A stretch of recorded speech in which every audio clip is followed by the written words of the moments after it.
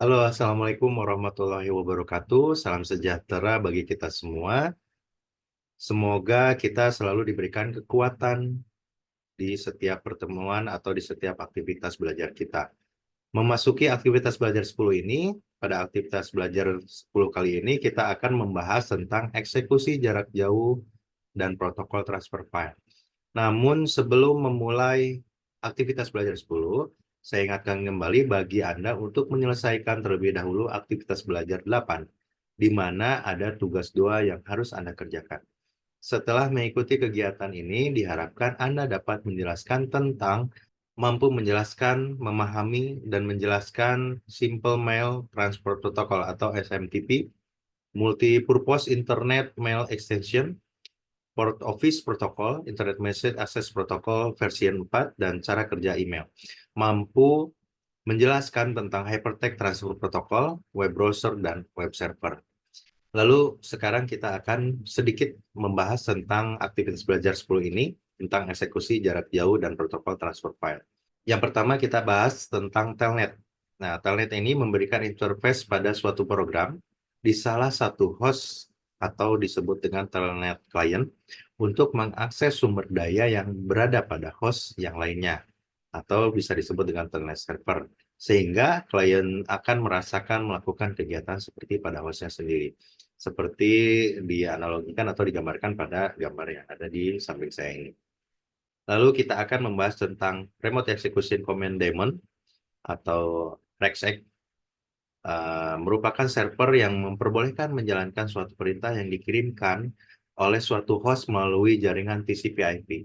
Klien menggunakan aplikasi REXEC atau menggunakan Remote Shell Protocol (RSH) untuk mentransfer suatu kegiatan dari host satu ke host yang lainnya.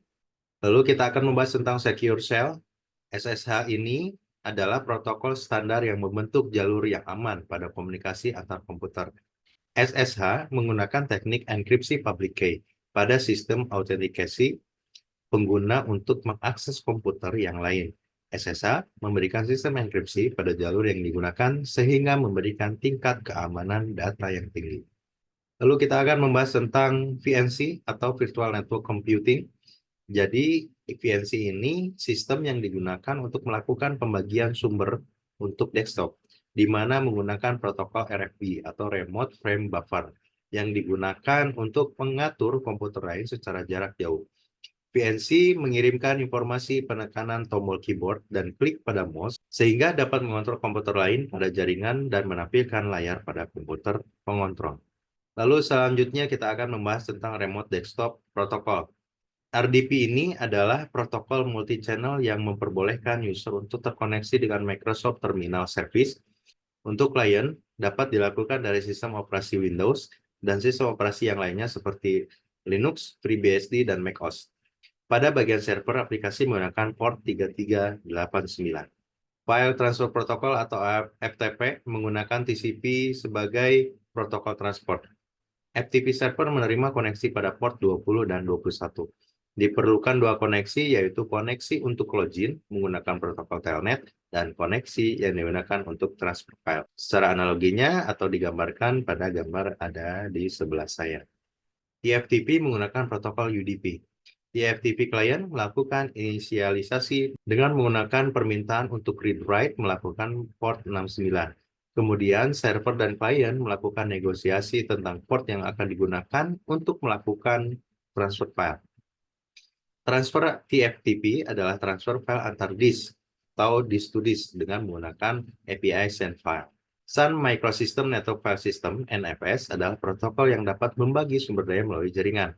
NFS dibuat untuk dapat independen dari jenis mesin, jenis sistem operasi, dan jenis protokol transport yang digunakan.